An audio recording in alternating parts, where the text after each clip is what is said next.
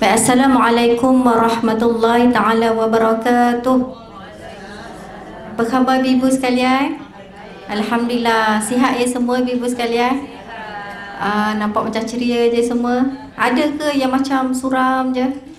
Petua-petua yang saya pegang dulu, kalau awal pagi kita senyum, kita rasa okey, kita rasa happy, insya-Allah sepanjang hari kita okey. Kalau awal pagi kita dah suram, kita dah marah-marah, kita dah bad mood, sepanjang hari kita akan bad mood. Jadi Masya Allah, saya harap ibu sekalian semua nampak berseri ni, mudah-mudahan kita mendapat keberkatan di dalam majlis ilmu. Mudah-mudahan. Amin. Jadi Alhamdulillah, Alhamdulillah, Alhamdulillah. Alhamdulillahirabbil alamin wa bihi nasta'in wa la 'udwana illa 'alal zalimin. Allahumma salli ala sayyidina Muhammad wa ala alihi wa sahbihi ajma'in. Allahumma salli ala sayyidina Muhammad wa ala alihi wa sahbihi ajma'in. Allahumma salli ala sayyidina Muhammad wa ala alihi wa sahbihi ajma'in. Allahumma ighfir lana dhunubana wa nawwir qulubana bi nuri hidayatik kama nawwartal arda bi rahmatika ya arhamar rahimin. Ya Allah, ampunilah dosa kami ya Allah, dan terangilah hati kami sebagaimana Engkau menerangi bumi ini ya Allah, yang Maha Pengasih lagi Maha Penyayang. Rabbi shrah li sadri wa yassir li amri wahlul 'uqdatam min lisani yafqahu qawli. Amma ba'd. Jadi alhamdulillah, pertamanya terima kasihlah kepada pihak penganjur, Kak Salawat utamanya tak serik jemput saya, walaupun saya ni budak mentah lagi berbanding dengan ustaz-ustaz yang lain. Jadi masya-Allah, apa-apa sekalipun ibu sekalian, saya minta dengan Allah, Engkau kasihlah apa sahaja yang Engkau ilhamkan kepada diri saya, apa yang kita boleh sampaikan.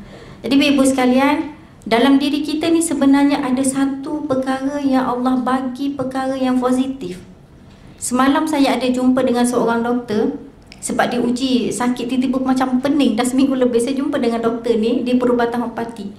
Dia cek, dia kata aura ustazah ni bagus. Bukan aura, dia kata sebenarnya dalam diri kita ni ada benda yang bagus. Ada benda yang Allah cipta secara semula jadi. Setiap orang ada kebaikan dia. Cuma saya tak boleh bagi tahu apa yang ada di dalam diri ustazah, apa yang ada dalam diri masing-masing. Kalau saya dapat tahu, maknanya saya ahli nujum. Tapi saya bukan ahli nujum, boleh jadi syirik. Tapi sekarang ni diri kita yang kita kena cungkilkan, kita kena cari agar kita boleh bagi manfaat untuk diri kita dan juga orang sekeliling kita, terutamanya agama Allah Subhanahu Wa Taala. Jadi inilah sebahagiannya yang saya nampak Allah lorongkan saya dengan cara kita belajar, kita berkongsi ilmu, mudah-mudahan kita boleh berkongsi manfaat sama kita lah, mudah-mudahan. Jadi ibu sekalian, dalam ayat yang ke-36 dalam surah An-Nur yang saya bawa hari ini, kitab Ajarkan Wanitamu surah An-Nur yang ditulis oleh Ustazah Nafisah Tahir dan juga Kamal Asy'ari. Kitab ni juga yang saya mengajar sebahagian muslimat, ada di masjid, antara masjid lain lah, Masjid Ar-Rada Mansara dan masjid yang lain sebelum ni. Jadi ayat ini saya suka sangat kerana apa ibu sekalian, khusus untuk golongan wanita.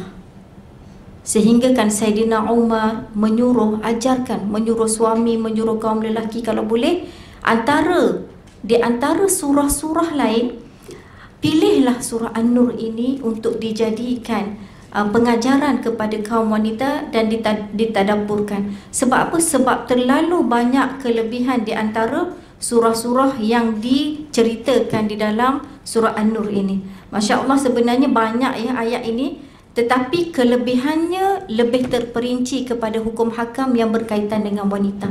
Cuma pagi ini saya berhasrat untuk berkongsikan ayat yang ke-36, iaitu yang menceritakan golongan yang mendapat nur Allah Ta'ala. Sebab apa saya memilih tajuk ini ibu sekalian? Ayat yang ke-36 ni menceritakan orang yang mendapat nur, cahaya Allah. Sebab apa penting kita kena minta cahaya Allah ibu-ibu sekalian? Setiap hari kita minta dengan Allah sebenarnya, betul tak? Dekat mana kita minta? Dalam solat. Dalam solat tu ada bermacam-macam package. Dia merangkumi tasbih kepada Allah, merangkumi tahmid kepada Allah, merangkumi takbir kepada Allah. Dia merangkumi semua perkara.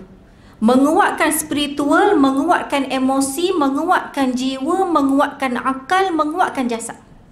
Keseluruhan ada di dalam solat. Sebab tu Allah suruh solat. Allah suruh kita mengerjakan solat 5 kali. Kalau kita mampu, kita buat yang sunat. Jadi ibu sekalian, dalam ayat ni disebut ialah A'udzubillahi minasyaitonirrajim, fi buyutin adzinallahu an turfa'a wa yudhkara fiha ismu yusabbihu lahu fiha bil ghuduwi wal asal. Iaitu nur hidayah petunjuk Allah itu bersinar dengan nyatanya sekali. Kalau kita boleh nampak cahaya tu, ya Allah, ibu-ibu sekalian, kita rasa macam seluruh bumi ni milik kita.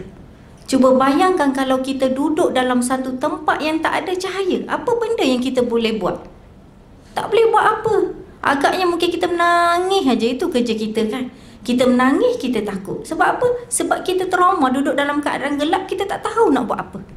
Tapi bayangkan bila kita disuluh dengan cahaya, kita nampak cahaya dunia. Kita banyak manfaat yang kita boleh ambil daripada cahaya. Tapi bayangkan cahaya itu duduk di dalam hati kita. Sebab apa? Hati ini ibu segala-galanya, ibu sekalian. Kita minta dekat mana? Dalam surah Al-Fatihah. Ihdinas siratal mustaqim. Engkau tunjukkanlah jalan hidayah, Allah, iaitu petunjuk cahaya daripadamu, ya Allah, supaya apa? Dengan jalan hidayah cahaya tadi, kita boleh luruskan jalan kita ke arah kebaikan, ke arah kebaikan. Kemudian disebut lagi di sini ibu sekalian, antaranya ialah hidayah petunjuk Allah itu bersinar dengan nyatanya, terutamanya sekali di rumah-rumah ibadat. Ada cahaya Allah. Kalau orang tanya, aku belum dapat cahaya, tapi kita kena usaha dapat hidayah Allah. Di mana kita nak dapat hidayah Allah? Contohnya kan, macam ada kawan kita ni, kita nampak dia belum dapat hidayah Allah, hatinya keras, dia ni degil jauh daripada Allah. Kita bawa dia ke masjid, iaitu di rumah-rumah Allah yang diperintahkan oleh Allah supaya dimuliakan keadaannya dan disebut serta diperingat nama Allah padanya. Bermakna ibu sekalian, boleh yang kita faham sekarang ni macam kita duduk sekarang kat masjid. Betul tak? Walaupun dia di luar dewan, tapi kita iktiraf juga dia sebahagian daripada masjid. Kalau kita duduk dalam masjid, kita niatkan iktikaf. Ibu-ibu sekalian, manfaat iktikaf ini terlalu besar. Bahkan dia boleh jadikan seperti sunat. Sunat yang sangat-sangat digalakkan. Sebab apa? Sebab bila kita beriktikaf tadi ibu sekalian, kalau kita niat dijadikan ibadat, bila mana kita diniatkan ibadat, kita dapat pahala. Tetapi ibu sekalian, walaupun ia digalakkan untuk kita beriktikaf di masjid, kita duduk di masjid Allah, kalau isteri dia kena minta izin juga dengan suami. Betul tak? Ni minta izin tak dengan suami ni? Minta. Alhamdulillah suami faham. Sebab apa?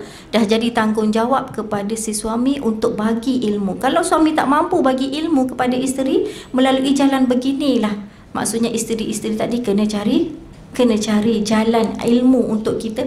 Sebab apa kita kata kena cari ilmu tadi ibu sekalian? Ia di antara cara untuk mendapat hidayah Allah.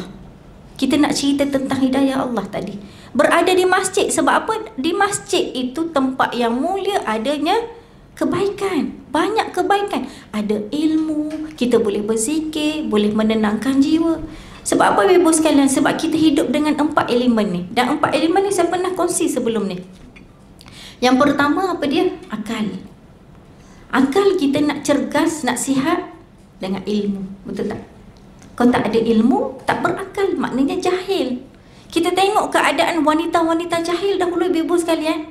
Antaranya ada disebut juga dalam surah An-Nur ini. Bagaimana keadaan orang jahiliyah dahulu, wanita sangat-sangat memalukan. Dia suka pakai kaki, sebab dia suka pakai loceng dekat kaki. Suka berjalan menyetir-tir. Lelaki dah tahu ini perempuan untuk didekati. Langsung tak ada perasaan malu. Langsung tak kisah hal apa-apa sahaja.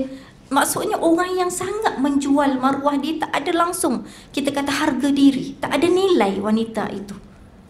Dan banyak lagi lah cerita di sebalik kisah-kisah orang-orang yang jahil dahulu ibu-ibu sekalian. Kemudian turunlah ayat Al-Quran berkaitan haramnya perempuan berjalan dengan membunyikan kaki, sama ada pakai tumit tinggi ataupun pakai loceng dan sebagainya. Sama juga orang yang pakai bonggok unta kat belakang, sanggul kan. Ada orang panggil bonggok, ada orang panggil sanggul. Kadang-kadang pengantin baru tu ibu sekalian rambut pendek je. Suami ni ingat rambut panjang. Rupa-rupanya memang siapa tu, mak andam. Memang dia ada alat khusus untuk letak bonggok. Untuk apa? Rasa gah ibu-ibu sekalian, untuk rasa cantik, untuk rasa menawan, menarik perhatian orang ramai. Jadi ibu-ibu sekalian, dalam kitab ni pun ada dibicarakan tentang perkara ini. Apa-apa sahaja wanita ini melakukan di badan dia, dari sudut pakaian dia bertabaruj ataupun apa-apa sahaja yang boleh menarik perhatian lelaki sehingga menimbulkan fitnah, hukumnya haram. Haram ibu-ibu sekalian. Nak keluar rumah pastikan aku pakai ni ada untuk menarik perhatian ke atau tidak. Kadang-kadang kita tengok di majlis kahwin kan, kadang-kadang si ibu tu nak lebih menonjol daripada pengantin, anak perempuan, nak cantik daripada yang lain. Betul tak? Tujuan tu dah salah, niat asal tu dah salah. Kita niat untuk menarik perhatian orang, bertabaruj, hukumnya dah haram ibu-ibu sekalian. Jadi itulah kita nak cerita tadi, kisah orang-orang jahil. Tetapi bila mana Islam ini datang, mereka mengangkat martabat wanita melalui undang-undang hukum-hukum Allah yang Allah tetapkan. Antaranya apa dia ibu sekalian? Allah tetapkan berhijab. Allah tetapkan perempuan kena bentuk aurat. Sebab apa? Nak menjaga maruah wanita itu sendiri. Jadi ibu sekalian, dalam ayat ni dibicarakan tentang iktikaf tadi, ataupun kita kata di dalam masjid Allah itu, rumah-rumah Allah adanya nur Allah Ta'ala. Jadi carilah di mana sahaja kita nak mendapat tadi, sama ada di waktu subuh, sama ada di waktu zuhur, sama ada di waktu asar, ataupun sepanjang waktu. Di mana-mana sahaja kita singgah, kita berniat untuk beriktikaf di masjid, banyak sangat kita mendapat kebaikan. Kalau kita rasa stres, kalau kita rasa tension, kalau kita rasa macam banyak problem, datanglah ke masjid. Itu antara tempat yang sangat-sangat menenangkan. Sebab apa? Lagilah dalam majlis ilmu begini ibu-ibu sekalian, kita duduk dengan para malaikat. Dan doa orang yang duduk di dalam majlis ilmu tiada hijab ibu-ibu sekalian. Sebab hati kita ini tiada hijab. Kita sedang mendapat cahaya Allah Subhanahu Wa Ta'ala. Kemudian disebut lagi ibu-ibu sekalian, antaranya ialah disebut dalam satu hadis, an Abdullah bin Aus an Buraidah anin Nabi sallallahu alaihi wasallam qala bashir al-masya'in fi zulmi ila al-masjid bin nuri tam yaumal qiyamah. Dari Abdullah bin Aus, dari Buraidah, dari Nabi sallallahu alaihi wasallam, ia telah bersabda, gembirakanlah orang-orang yang mahu datang berjalan ke masjid di waktu gelap malam dengan nur cahaya terang benderang di hari akhirat kelak, di hari kiamat kelak ibu-ibu sekalian. Ini hadis riwayat Abu Dawud. Dia nak ceritanya Allah akan memberi nur cahaya di akhirat kelak. Bahkan ibu-ibu sekalian, nur ni bukan sahaja di akhirat Allah bagi jaminan, dekat dunia pun Allah bagi manfaat tadi. Kemudian di antara kemuliaan masjid, rumah-rumah Allah. Sebab apa dalam ayat ni diceritakan tentang kelebihan masjid? Supaya ada dalam hati kita perasaan kasih, cinta, supaya kita sentiasa bertaut dengan masjid. Tapi ibu sekalian, saya nak ingatkan, kita wanita, hakikatnya walaupun kita kata kebaikan di masjid tadi berlimpah ruah, tapi kita kena faham konsep kita sebagai seorang isteri. Kalau kita semayang boleh menimbulkan kepada fitnah, datang ke masjid, kita datang ke masjid, majlis ilmu, boleh menimbulkan kepada fitnah, hukumnya lebih baik kita duduk kat rumah. Itu kita kena faham. Sebab apa? Perempuan ini penuh dengan fitnah. Penuh dengan fitnah ibu-ibu sekalian. Jadi, kalaulah setiap kali kita datang ke masjid, kita rasa aku ni mungkin tak ada lawa sangat. Tak ada lawa sangat lah contohnya kan. Mungkin aku tak boleh mendatangkan fitnah kepada mana-mana lelaki. Kita boleh fikir macam tu kan. Jadi ibu-ibu sekalian, kadang-kadang pandangan lelaki ni berbeza. Betul tak? Kadang-kadang dia tengok yang putih melepak tu cantik, tapi pada pandangan dia, kadang-kadang pada pandangan orang yang kuning langsat tu lebih cantik. Kadang-kadang yang macam ni lebih cantik, kadang macam-macam pandangan orang. Tapi kita rasa aku ni tak menimbulkan fitnah. Tapi hakikatnya kalaulah timbulnya fitnah tadi, lebih baik kita duduk di rumah. Dan pahalanya sama juga macam kita semayang dekat masjid tadi. Cuma ibu sekalian, kalau kita nak ambil inisiatif untuk datang ke majlis ilmu, bagi saya tempat begini adalah lebih baik. Sebab apa? Sebab kita tak bergaul dalam masjid. Maksudnya parking kereta terus masuk kat dewan, boleh mengelakkan daripada banyak fitnah tadi. Jadi tiada halangan, maksudnya tak banyak halangan untuk kita datang ke majlis ilmu. Kita tengok atas-atas tempat lah, atas tempat. Okey, di antaranya ibu-ibu sekalian yang disebut buyutin, fi buyutin adzinallah dalam ayat yang ke-36 tadi. Apa yang dimaksudkan dengan buyut? Di dalam ayat ini yang bermaksud rumah-rumah Allah itu adalah masjid. Buyut ni sebenarnya plural. Plural maksudnya banyak rumah-rumah Allah. Jadi Ibnu Abbas ada mengatakan al-masajid buyutullah fil ardi wa hiya tudhi'u li ahli sama kama tudhi'un nujum li ahli al-ard. Jadi kata Ibnu Abbas, masjid-masjid adalah rumah-rumah Allah di permukaan bumi. Maksudnya masjid ini tempat yang sangat suci di muka bumi yang Allah bagi kepada makhluk dia. Jadi kalau kita cari tempat yang paling suci, tak ada tempat yang paling suci melainkan masjid Allah. Ia menyinari penghuni di langit sebagaimana bintang-bintang di langit menyinari bumi ini. Kemudian disebut lagi dalam surah Al-Jin ayat yang ke-18, wa annal masajida lillah fala tad'u ma'allahi ahada. Dan bahawa sesungguhnya masjid-masjid itu untuk menyembah Allah semata-mata. Kalau kita datang untuk melakukan perkara yang lain selain daripada ibadah, boleh tak? Tak boleh.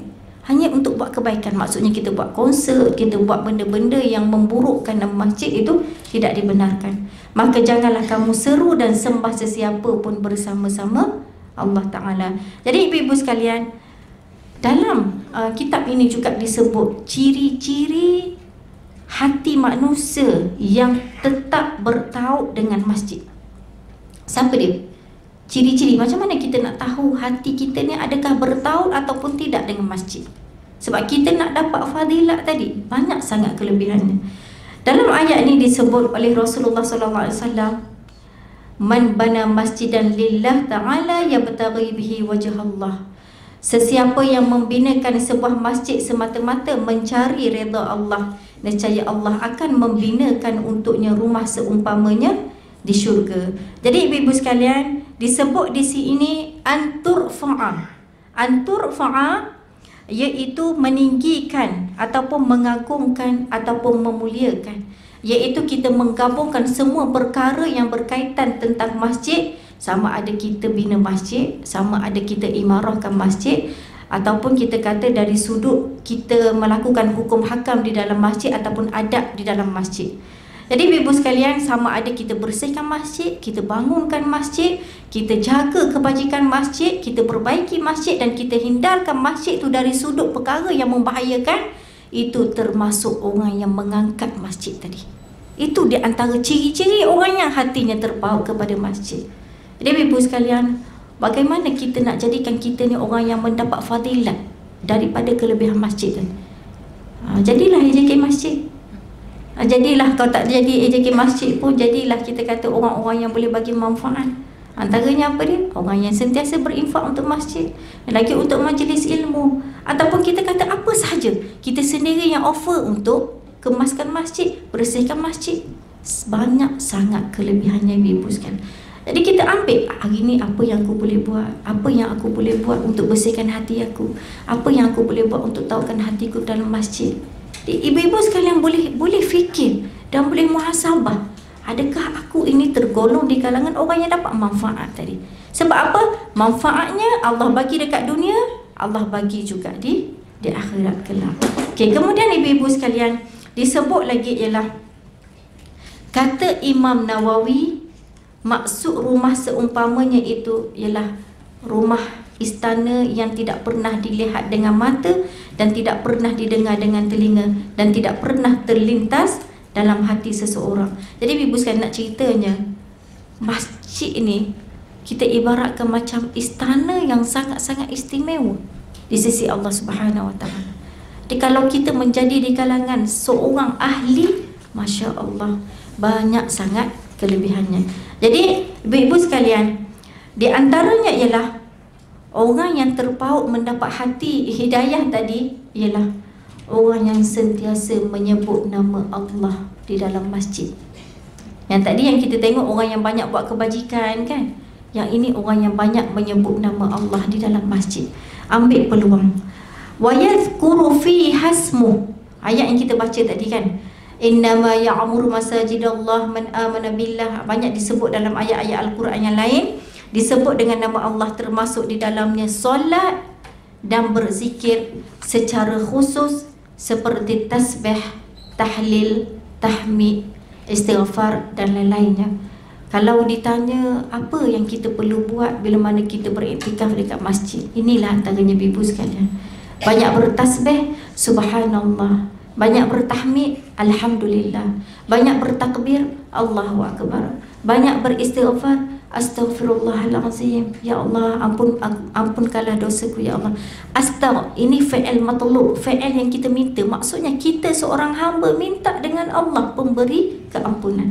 Astaghfirullah, aku mohon keampunan kepadamu ya Allah, maka berilah keampunan kepadaku. Banyakkan kita buat ibu-ibu sekalian. Dan antaranya ibu-ibu sekalian yang saya sebut tadi 4 elemen. Yang pertama, elemen akal. Kita nak jaga akal dengan ilmu, menuntut ilmu. Antaranya kita jaga, kita datang ke masjid. Banyak kelebihan yang kita boleh ambil manfaat. Yang kedua, apa dia yang kedua? Emosi ibu-ibu sekalian. Emosi ini kita boleh terjaga.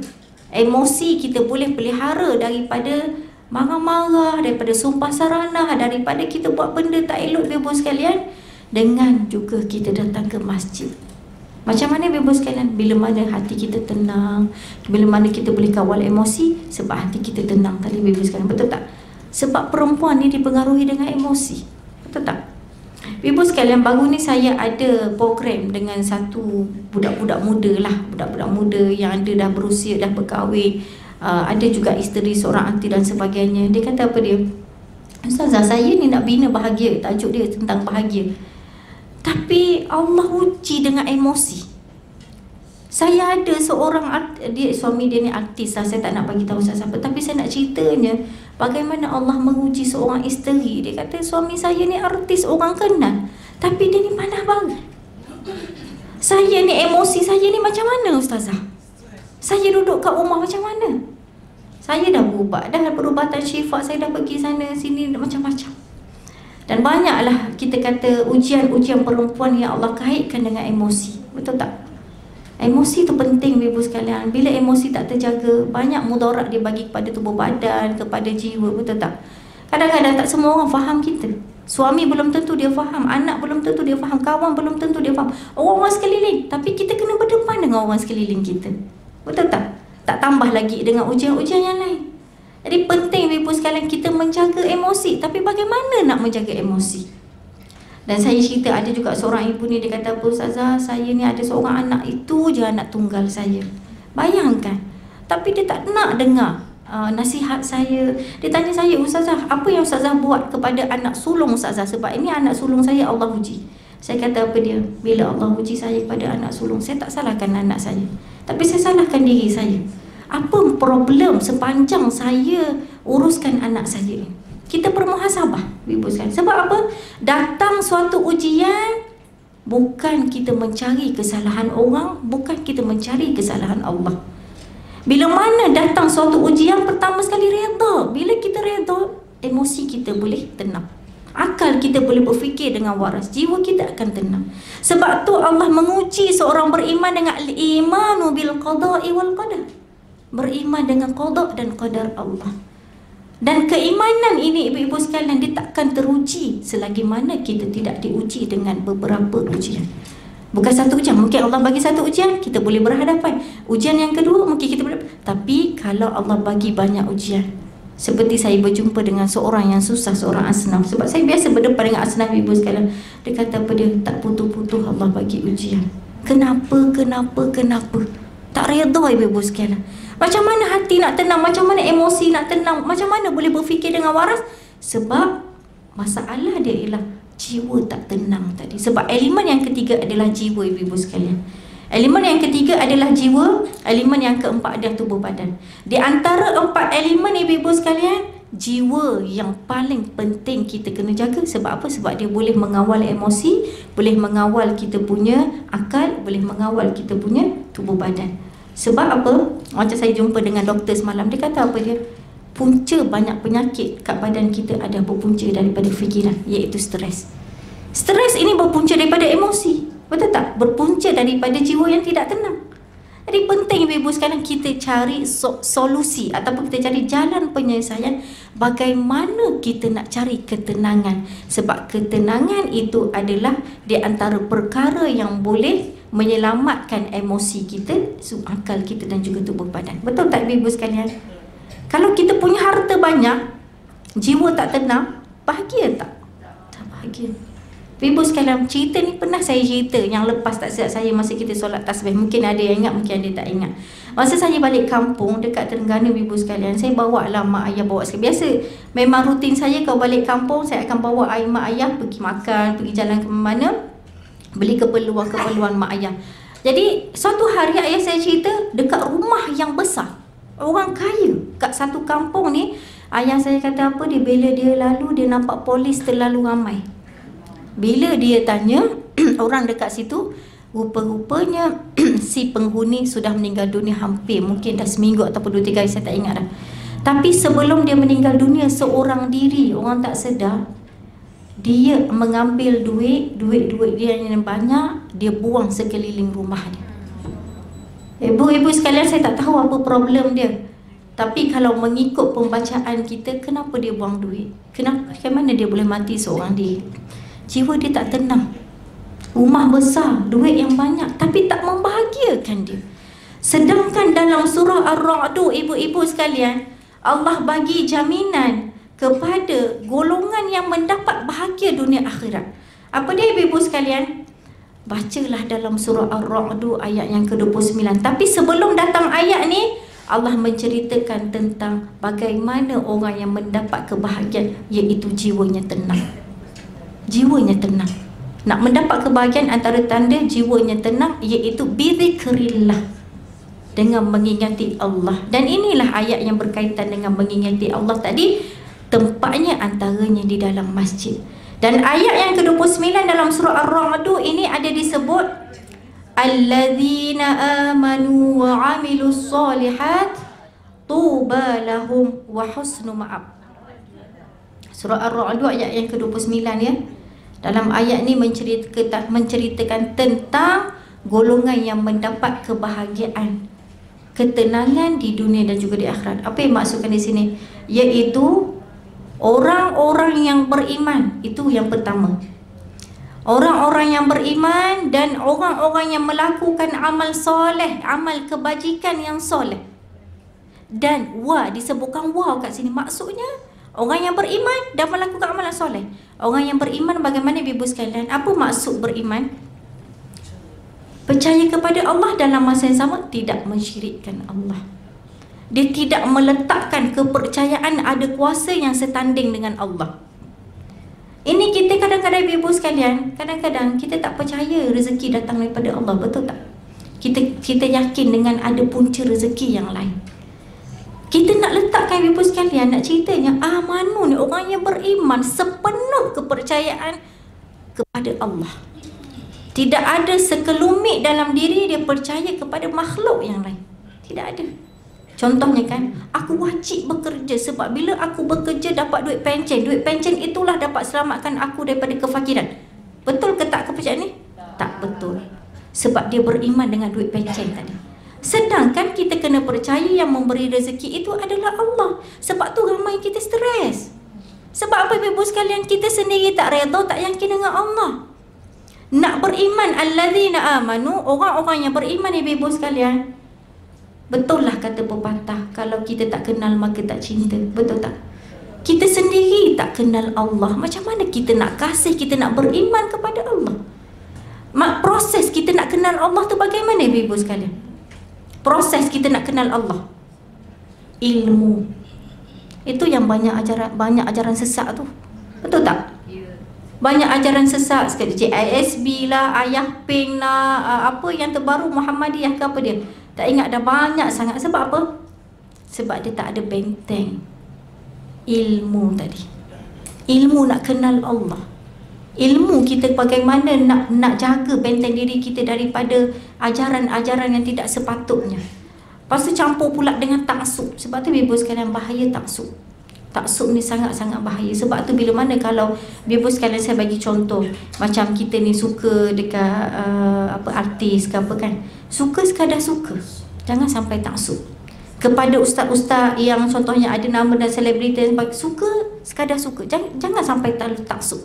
Taksub ni sangat-sangat berbahaya, dan Rasulullah sendiri melarang supaya kita jangan bertaksub. Kemudian ibu sekalian, alladzina amanu, orang-orang yang beriman, yang disebut dalam ayat ni orang yang tidak syirik kepada Allah. Dalam masa yang sama dia beriman, dalam masa yang sama dia melakukan amal kebajikan. Apa dia ibu sekalian amal kebajikan? Amal, kita nak melakukan amal yang soleh, amal kebajikan ini dia berkait dengan dua perkara yang kita tak boleh berpisah, iaitu hablum minallah, hubungan dengan Allah, wa hablum minan nas, dan hubungan dengan manusia. Betul tak ibu sekalian? Baru-baru ini saya diberi tajuk, ada satu tempat ni ceramah, Ustazah huraikan tentang tajuk bagaimana kita nak berdepan dengan orang dalam masa yang sama kita tersakiti. Ada tak yang kat sini ibu sekalian yang tak pernah disakiti? Tak ada kan? Memang lumrah kita berdepan dengan orang, memang kita akan berjumpa dengan orang sakitkan hati kita, orang yang buat zalim kepada kita. Kalau kita tengok kat sini tersakiti, terzalimin ibu sekalian, banyak cara. Antaranya mungkin orang pukul kita, mungkin orang buat benda tak elok pada kita. Tapi yang paling sakit adalah disebabkan kata-kata. Sebab kita ada emosi, betul tak? Walau sekalipun ibu-ibu sekalian, kita ini berhak, dalam hadis Nabi SAW ada disebut, kita layak untuk kita berbalas balik. Orang zalim kepada kita, kita boleh sebab kita disakiti. Boleh sebenarnya kalau kita mendoakan sesuatu kepada orang yang zalim kepada kita, sebab doa orang yang dizalimi tiada hijab. Boleh. Tetapi kata Rasulullah, memaafkan itu adalah lebih baik, ibu sekalian. Cumanya masalah kita ni, bila kita nak maafkan, kita jumpa ya Allah, sangat menguji keimanan, sangat menguji emosi kita, mental kita, akal kita, jiwa kita. Betul tak? Asal tadi kita ikhlas, tapi memori kita dahlah susah nak lupakan bila kita berdepan dengan mulut dia. Ya Allah, ya Tuhanku, macam mana nak buat? Boleh tak kita jauh daripada dia? Boleh ke tak? Ni soalan ramai yang tanya. Tadi kalau saya tengok dari sudut perbahasan, ada mufti dan juga ulama, dibolehkan sebenarnya kita berjauh dengan orang toksik begini. Sebab apa? Dalam kitab Waraqat Tarbawiyah ada 3 perkara yang boleh menguatkan iman kita. Nak menjaga hati, nak menjaga iman, nak menjaga akidah. Di antaranya ialah suhbatus solehin, berkawan dengan orang yang soleh. Bermakna penting kita kena cari background, kita kena cari siapa kawan-kawan, kumpulan yang soleh. Sebab apa? Sebab orang yang soleh ini dia mempengaruhi kita punya emosi, akal, kita punya spiritual, kita punya banyak perkara dia boleh bagi manfaat. Apa lawan kepada golongan yang soleh? Orang toksik tadilah. Jadi kita kena jauhkan. Tapi dengan syarat ibu sekalian, jaga niat, bukan sebab nak putuskan silaturahim. Kita niat untuk kita nak elakkan banyak mudarat. Kita nak elakkan, bukan bermakna kita nak putuskan silaturahim. Sama juga ibu sekalian, saya unfriend kawan saya ni ustazah, tapi dari sudut statusnya tak macam ustazah. Saya kata kenapa? Dia suka cerita keaiban suami, suka cerita apa semua kan. Apa yang saya buat? Saya unfriendkan dia. Saya tak tahu dia sedar ke tak sedar. Sebab apa? Saya tak nak bersangka buruk dengan dia. Saya tak nak saya hilang kepercayaan kepada dia. Saya tak nak fikir yang bukan-bukan terhadap dia. Saya nak jaga hati saya. Saya nak jaga hubungan persaudaraan dengan dia tadi. Jadi saya ambil pendekatan, saya unfriend dia. Saya tak nak baca status-status dia. Tapi saya berkawan macam biasa. Nampak tak? Jadi ibu sekalian, sekarang ini banyak sangat cabaran bagaimana kita nak jaga hubungan dengan manusia tadi. Jadi atas kebijaksanaan kita, yang penting kita niat bukan untuk putuskan satu rahim. Bahkan ada diulas juga berkaitan dengan kita boleh, kalau kita tak jemput orang toksik sebegini, kita tak jemput dia hadir ke majlis kita. Sebab apa? Takut dia memberi mudarat. Ibu-ibu sekalian, tapi dengan jaga niat tadi. Bukan nak berbalah, bukan kita nak berdendam, bukan kita nak balas dendam ataupun sebaliknya. Jadi ibu sekalian, wa'amilus solihat, dan melakukan amal soleh, kita jaga hubungan dengan Allah. Dalam masa yang sama kita jaga hubungan dengan manusia, kita jaga kebajikan di antara dengan manusia. Kalau kita berjanji, insya-Allah, itu perkataan yang lebih utama kita kena sebut. Itu antara hubungan kita dengan manusia. Sebut insya-Allah. Apa-apa sahaja kita nak berjanji, insya-Allah, sebut insya-Allah. Sebab apa? Sebab bila mana kita sebut insya-Allah, maksudnya jika diizinkan Allah. InsyaAllah, jika diizinkan Allah. Sekiranya kita tak mampu, contohnya kan, kita berjanji esok pukul 10 kita pergi ada urusan, contoh meeting dan sebagainya, sebut insyaAllah. Sekiranya tidak diizinkan Allah, kita tidak berdosa. Sebab apa? Sebab semua urusan kita semuanya dikawal, semuanya di bawah perancangan Allah Subhanahu Wa Taala. Jadi ibu-ibu sekalian, kita sambung kepada bagaimana kita nak mengingati Allah Subhanahu Wa Taala tadi dalam keadaan berzikir, dalam keadaan kita menyebut sahaja kalimah-kalimah Allah supaya boleh menambahkan, menguatkan jiwa kita ibu-ibu sekalian. Dan sebagaimana disebut dalam surah Al-A'la, dalam surah An-Nasr dan dalam surah yang lain, banyak Allah sebut tentang tasbih. Antaranya dalam surah Al-Alaq, sabbihisma rabbikal a'la, bertasbihlah dengan nama Tuhanmu yang maha agung, yang maha tinggi, yang maha esa. Dan Nabi SAW antara orang yang paling suka solat ketika mana dia sedih. Ketika mana Allah uji Nabi Muhammad dalam keadaan sedih, dan Nabi Muhammad antara orang yang diangkat martabat di antara Nabi-Nabi yang lain. Siapa dia? 5 orang yang digelar sebagai ulul azmi. Nabi Muhammad, Nabi Musa, Nabi Isa, satu lagi Nabi Ibrahim, satu lagi Nabi Nuh alaihissalam. 5 orang kan. Dan Nabi Muhammad antara yang paling ketara, paling banyak diberi dengan ujian. Sebab apa? Ujian ini Allah mengangkat martabat dia. Dan ibu-ibu sekalian, ketika mana Nabi sedih, ketika mana Nabi rasa gelisah, rasa macam-macam perasaan yang menguji akal, menguji mental, menguji perasaan, jiwa dan sebagainya, Nabi akan solat. Sebab apa? Sebab di dalam solat Nabi boleh bertasbih kepada Allah. Bila mana kita bertasbih? Apa maksud tasbih ibu sekalian? Subhanallah, maha suci Allah. Maha suci Allah bermakna kita menyucikan Allah daripada segala perkara yang khurafat, yang kita duk fikir karuk maruk tu. Contohnya orang tua dulu kan, ambil duit shilling, tanam sekali atas tanah lepas kita tanam uri tadi. Sebab apa? Takut anak ni miskin nanti kalau kita tak letak. Tu fikiran-fikiran orang zaman dulu. Itu boleh jatuh syirik ibu-ibu sekalian. Sebab apa? Sepatutnya kita kena yakin kepada Allah Ta'ala.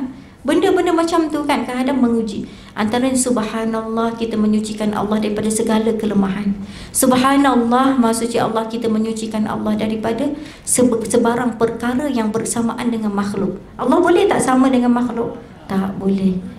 Apa-apa sahaja Allah tidak sama. Walaupun kita kata Allah tu sifatnya sami'un, Allah itu maha mendengar. Basirun, Allah itu maha melihat. Walaupun mendengar melihat itu ada sifat pada makhluk. Betul tak? Tapi tak sama dengan makhluk. Maka habis tu kita tanya, macam mana kalau tak sama? Tak perlu kita tanya, kita serah kepada Allah SWT. Yang penting ibu-ibu sekalian, kita kena faham tentang zat Allah. Allah itu mempunyai zat, mempunyai diri, dan dia mempunyai sifat-sifat dia. Jadi ibu-ibu sekalian, bagaimana kita nak rasa cinta? Kita kena belajar sifat-sifat. Saya bagi contoh ibu-ibu sekalian. Ini cawan ya, ini kalau dah belajar dalam bab akidah lah. Akidah ni bidang saya. Jadi senang saya nak bagi perumpamaan. Cawan ni sifat dia apa? Pecah. Lepas tu dia sejuk. Kalau saya pegang dia sejuk kan. Lepas tu dia keras. Kalau dia jatuh sikit dia berkecai. Maksudnya dia pecah kan. Betul tak? Itu sifat dia. Sifat dia. Sifat dia pecah, sejuk, keras. Saya bagi contoh. Tapi banyak lagi sifat dia. Macam mana sifat tu ada kalau cawan ni tak ada? Faham tak maksud saya? Tak ada sifat lah. Kan? Cawan ni ada bermakna dirinya ada, bermakna sifat ada pada diri. Sama juga ibu-ibu sekalian. Orang contoh, orang tanya, Ustazah Suryani Ismail tu macam mana ya? Kalau saya tak ada kat muka bumi, orang bercakap tak tentang saya? Tak ada. Jadi saya nak cerita ibu-ibu sekalian. Bagaimana boleh ada kuasa Allah? Kita nampak ada siang malam. Antara dalam Al-Quran dia sebut, tengok kepada bertukar siang malam, adanya hujan, ada guru, ada kejadian alam makhluk, bermakna adanya Allah Ta'ala. Jadi kita yakin tak ada Allah? Yakin ada Allah. Tapi macam mana nak kenal Allah? Melalui sifat-sifat Allah. Nak tahu sifat-sifat Allah bagaimana? Kena belajar, ibu-ibu sekalian. Jadi penting tak ilmu? Penting, ibu-ibu sekalian. Sebab tu ilmu akidah ni di antara ilmu yang wajib kita kena belajar. Ilmu itu cahaya. Jadi ibu-ibu sekalian, ambil peluang dan ruang. Kita kena cari peluang. Kita tak boleh tunggu. Kena cari peluang untuk belajar supaya apa? Supaya makin meningkat umur kita, makin bertambah kasih kepada Allah, makin bertambah cinta kepada Allah, makin bertambah takut kita kepada Allah. Bila mana bertambah takut kepada Allah, kita akan nampak banyak hasil yang kita akan lakukan itu dapat perkara yang manfaat. Sebab apa? Orang yang tak takut kepada Allah, ibu sekalian, dia tak ada pagar, dia tak ada benteng. Jadi dia akan bebas melakukan dosa, sama ada dosa kecil ataupun dosa besar. Jadi ibu sekalian, disebut lagi antaranya kelebihan dalam surah, dalam ayat ini ialah kelebihan dalam masjid ni terlalu banyak. Cuma kita rebutlah peluang. Di antaranya kita yang kena mencari masa, kita plan waktu kita, waktu ibadah, waktu kita bersosial, waktu kita dengan keluarga, waktu, maksudnya kita sendiri yang cuba untuk kita desainkan kita punya jadual tadi. Kemudian antara orang yang sentiasa bertasbih yang saya sebut tadi, menyucikan Allah, yusabbihu lahu fiha bil ghuduwi wal asal. Di situ juga dikerjakan ibadat menyucikan dan memuji Allah pada waktu pagi dan juga pada waktu petang. Jadi ibu sekalian, dalam syair Arab ada disebut, ada mengungkapkan betapa besarnya peranan masjid dalam melahirkan manusia yang bercahaya. Kita tak nampak ada cahaya kat tepi dia, tapi menampakkan, kita kata, kesan pada diri seseorang melalui hidayah yang dia dapat tadi tu. Apa dia disebut dalam satu syair? Adla'al masjidul karim unasan antajathum madarisul Quran saqalathum yadul nabi fa'adhaw gharratad dahri fi jabini zaman.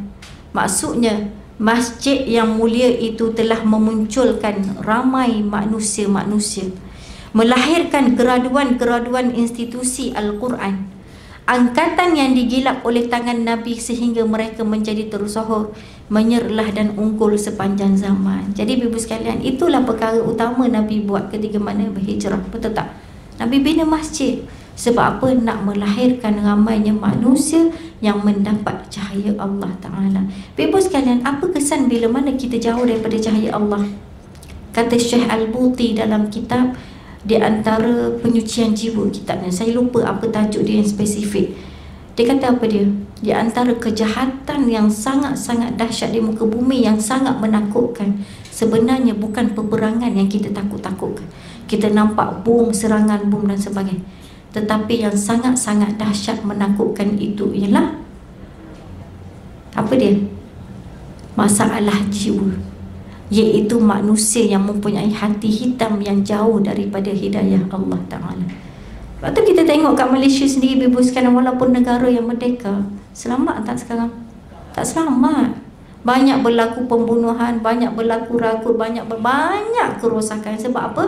Kita tengoklah hari ini, sebabnya ramai manusia yang jauh daripada hidayah Allah Subhanahu Wa Ta'ala. Jadi ayat yang ke-37 ibu sekalian, disebut di sini ialah golongan yang seterusnya dalam ayat ini, hati yang tidak lalai dan takutkan hari akhirat. Iaitu ayat yang saya bacakan ini, rijalullah tulhihim tijaratun wala bay'un an dzikrillah wa iqamis salah wa ita'iz zakah yakhafuna yawman tataqallabu fihi alqulub wal absar. Maksudnya, ibadat itu dikerjakan oleh orang-orang yang kuat imannya, yang tidak dilalaikan oleh perniagaan atau berjual beli daripada menyebut serta mengingati Allah, dan mendirikan sembahyang serta memberi zakat. Mereka takutkan hari kiamat yang padanya berbalik-balik hati dan juga pandangan. Jadi ibu sekalian, Ibadat itu dikerjakan dalam keadaan iman yang kuat. Betul tak? Kalau iman kita tak kuat, boleh tak kita buat ibadat? Tak boleh. Sebab tu kita kata tadi, orang yang boleh melakukan ibadat ni sebenarnya bukan sahaja dia dapat pahala ibadat, tapi dia dapat pahala di sebalik dia melawan hawa nafsu. Kalau kita tengok dari sudut kategori jihad, jihadul akbar, jihadul asghar, jihadul saghir, antaranya ialah apa? Jihad yang paling besar di antara jihad-jihad yang lain ialah jihad melawan hawa nafsu. Jadi kita nak bangun malam, nak solat tahajud, nak berzikir, nak bertasbih, ibu sekalian, sangat menguji kita punya iman. Kita nak datang majlis ilmu, sangat menguji keimanan. Sebab apa ibu sekalian? Kita hidup ni, kita mempunyai cabaran. Antara cabarannya apa? Yang pertama nafsu. Nafsu ibu sekalian. Yang kedua, manusia. Cabaran orang sekeliling kita. Yang ketiga antaranya harta. Harta benda. Harta benda ni sangat menguji kita juga, betul tak? Dengan pekerjaan kita, dengan kita punya matlamat nak kaya dan sebagainya. Jadi ibu sekalian, disebut di sini orang yang kuat imannya yang tidak dilalaikan oleh perniagaan atau berjual beli daripada menyebut serta mengingati Allah. Ibu sekalian, sebab tu kita sebut tadi perniagaan harta tadi sangat-sangat menguji kita. Kadang-kadang kita lebihkan kepada aku ni bekerja, memang kerja itu ada tanggungjawab, betul tak? Lagi-lagi seorang suami bekerja sebab apa? Daripada duit yang dihasilkan tadi nak bagi nafkah pada isteri, nak anak-anak dan sebagainya, itu perlu. Tapi perlu juga kita kena bagi bahagian kepada Allah Ta'ala, iaitu tuan punya badan kita. Sebab apa saya kata kita punya tuan badan kita ni adalah Allah? Sebab kita daripada Allah. Sebab tu bila mana berlaku kematian, kita sebut apa dia?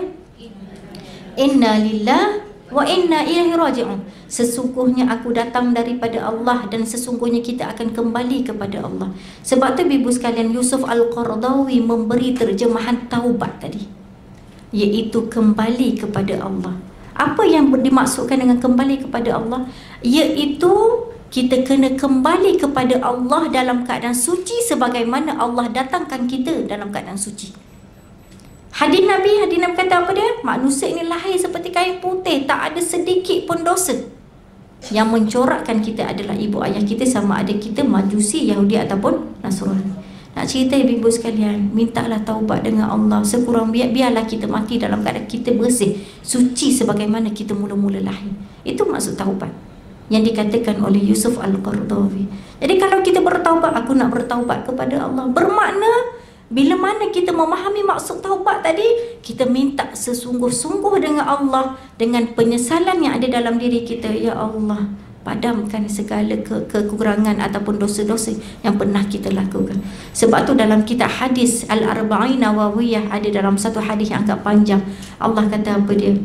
Bila mana seorang hamba-Ku mempunyai dosa setinggi langit, sepadat isi bumi, nak cerita banyak sangat dosa, tapi bila mana dia datang kepadaku, mohon keampunan kepadaku dengan penuh penyesalan, keinsafan, aku maafkan dia. Jadi ibu sekalian, sebab tu di antara ibadat yang menguatkan roh jiwa kita adalah banyakkan beristighfar kepada Allah. Istighfar ni ibu sekalian, dia tak perlu kepada waktu, dia tak perlu kepada waktu yang formal. Sampai-sampai duduk saja astagfirullahalazim, kita tersangka buruk dengan orang, astagfirullahalazim, astagfirullahalazim. Kita ada sahaja fikiran yang buruk terhadap orang ataupun apa-apa sahaja, astagfirullahalazim. Sampai ke ibu sekalian, kalau kita ini tersakiti ataupun kita terjatuh, astagfirullahalazim. Ibu sekalian, sebab apa? Dengan cara kita sakit tadi, kita panggil apa, kita tersadung dan sebagainya, itulah cara Allah nak kita ingat kepada Allah Subhanahu Wa Taala. Jadi ibu sekalian, inilah antara hikmah kenapa Allah bagi ujian. Allah bagi ujian, Allah nak sentapkan hati dia kembali kepada Allah. Antaranya dengan cara minta ampun kepada Allah Subhanahu Wa Taala. Jadi ibu sekalian, berbalik kepada kisah tadi, bila orang tanya macam mana ustazah buat dekat anak ustazah bila ustazah Allah bagi dengan ujian-ujian, sebab semua orang ada ujian.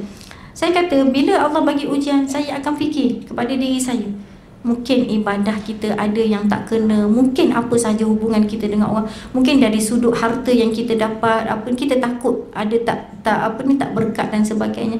Tapi bagi saya syukur Allah datang ke ujian tu, Allah nak ingatkan kita.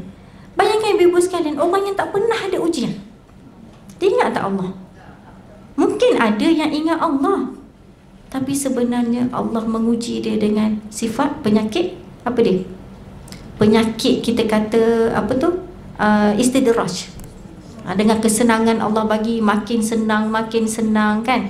Maksud dia tak rasa susah. Kita takut dia sampai kepada istidraj. Macam kisah Qarun. Qarun pernah dengar kan? Ibu-ibu sekalian, ada disebut kisahnya di dalam Al-Quran.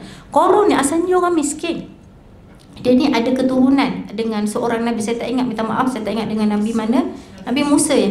Dia minta dengan Nabi Musa untuk didoakan supaya, sebab dia berjumpa dengan orang susah, dia nak tolong. Dia fikir nanti kalau aku kaya, aku boleh bantu orang, boleh buat amal jariah kan. Tapi bila mana Allah bagi kesenangan, Allah uji jiwa dia, Allah uji dengan harta dan sebagainya, sehingga dia istidraj, jauh daripada Allah. Lalu Allah musnah, hancurkan dia.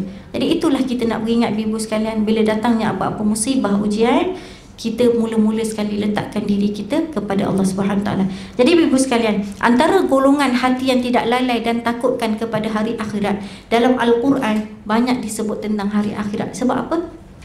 Sebab hari akhirat ini adalah hari yang gaib, yang kita tak nampak. Sekarang ni kita tak nampak, sebelum berlaku yang betul-betul kita tak nampak. Sebab bila mana kita tak nampak, itulah menguji keimanan kita. Betul tak? Macam dosa pahala, kita nampak tak? Tak nampak. Orang yang tak nampak jadi, buat apa, mana ada dosa pahala, buat apa aku buat baik, buat apa aku tinggalkan dosa. Nampak tak? Dia sangat menguji. Tapi ibu sekalian, dalam Al-Quran banyak kali disebut, diceritakan dalam surah tentang hari kiamat, supaya manusia yakin, datang yakin tadi. Yakin apa? Al-imanu bil yaumil akhir, iaitu beriman dengan hari akhirat. Apa kelebihan bila mana kita yakin berlakunya hari akhirat? Kita akan takut kepada Allah. Ni dalam ayat ni disebut, hati yang tidak lalai dan takut tentang hari akhirat. Yang pertama ibu-ibu sekalian, setelah Allah menyifatkan golongan yang menghidupkan masjid tadi, Allah dah Allah dah sebut dah bagaimana ciri-ciri orang yang cinta kepada masjid, orang yang suka melakukan ibadah, orang yang bertaut hatinya dalam masjid, sebagai golongan yang mendapat nur Allah. Selanjutnya dalam ayat ni Allah cerita lagi ciri-ciri golongan tersebut, ada di dalam ayat yang seterusnya, iaitu yang pertama, hati mereka yang tidak dilalaikan oleh dunia daripada mentaati Allah Subhanahu Wa Taala. Jadi dalam ayat ini nak ceritakan tentang gemerlapan dunia tidak menyilaukan mereka. Maksudnya apa ibu-ibu sekalian? Kesenangan dunia yang ada sekeliling kita ni, dia tidak menggoda kita.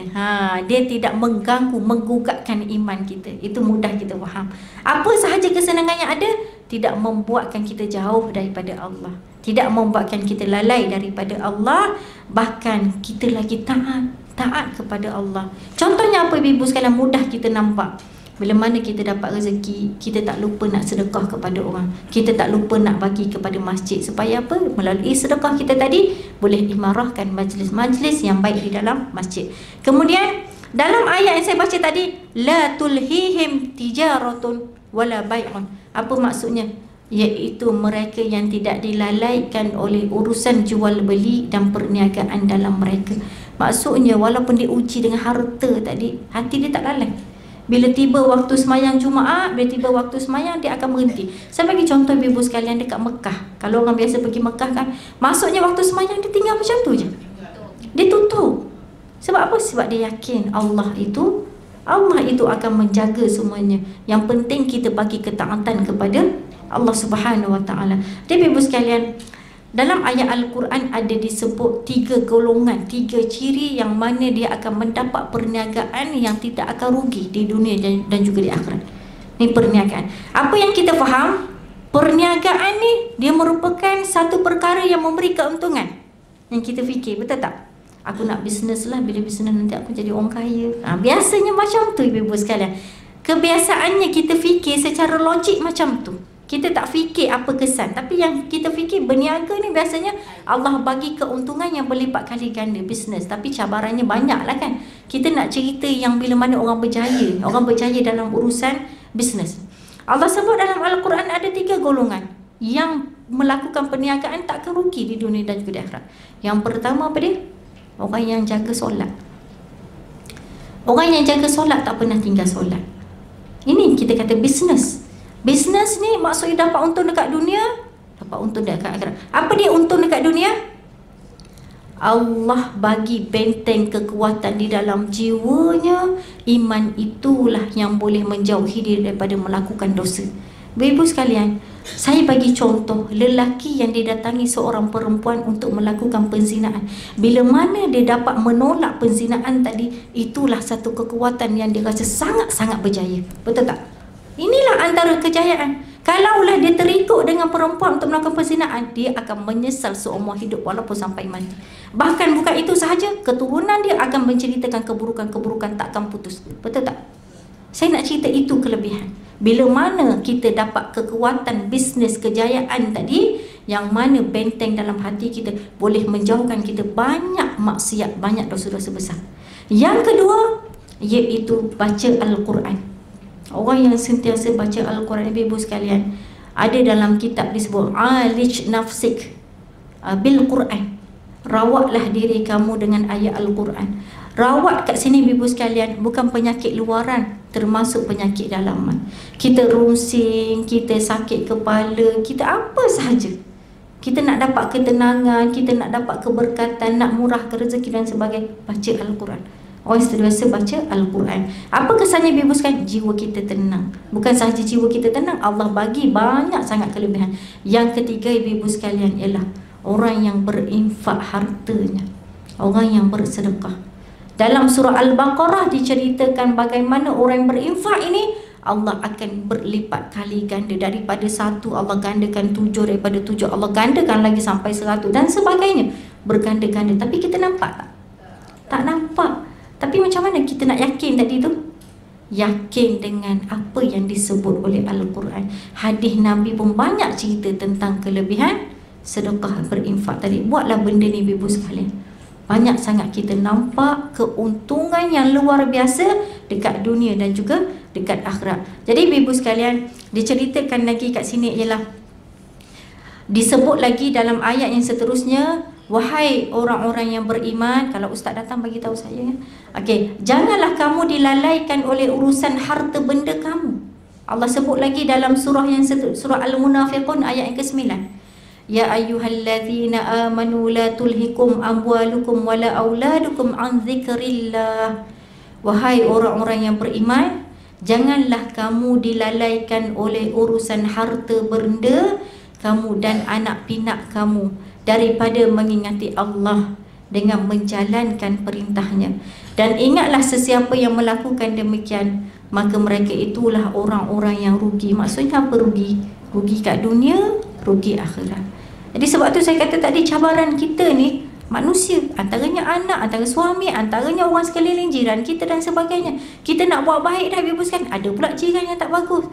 Sebab apa? Di antara tanda kebahagiaan kita ialah 3 perkara disebut dalam hadis Nabi. Yang pertama, rumah yang luas.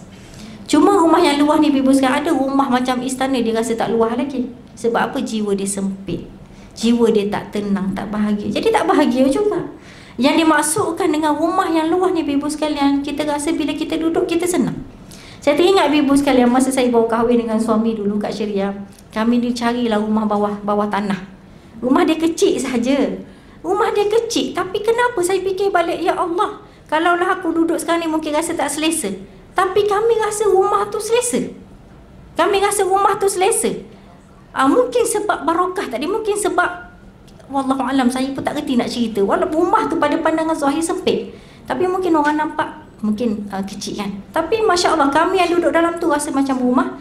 Rumahnya tenang, rumahnya lapang, luas. Maksudnya kita study, belajar pun rasa tenang dan sebagainya. Jadi ibu sekalian, luas ini kita lihat kepada sebenarnya dia terkait juga dengan hati tadi. Rumah besar macam mana pun jiwa tak tenang, kita takkan tenang, kita akan serabut. Pernah ibu sekalian, suami saya cerita, ada seorang cerita kepada dia ni, dekat Shah Alam ni juga rumah besar sangat, rumah besar, tapi tak bahagia. Ada yang sampai tak boleh tidur malam, masuk je bilik tak boleh tidur. Masuk ibu sekalian, bila kita tengok balik, rupanya rezeki yang dia dapat tak berkat. Itu Allah tarik bahagia tadi. Allah tarik. Ustaz dah datang. Okey. Kemudian apa tanda bahagia lagi yang kedua tadi? Yang pertama, rumah besar, rumah luas. Yang kedua, jiran yang baik. Yang ketiga apa dia? Kenderaan yang baik. Maksudnya ibu-ibu sekalian, bila kita mempunyai kenderaan yang bermasalah, dia boleh mengganggu banyak perkara. Betul tak? Kita jadi stres, kita susah nak ke mana-mana. Jadi ibu-ibu sekalian, mudah-mudahan apa yang saya kongsikan hari ini kita amalkan. Kutiplah kebaikan-kebaikan yang mana kita boleh kutip. Mudah-mudahan yang pertamanya kita digolongkan di kalangan orang yang sentiasa mendapat cahaya Allah Subhanahu wa taala. Jadi saya akhiri wabillahi taufiq wal hidayah. Wassalamualaikum warahmatullahi taala wabarakatuh.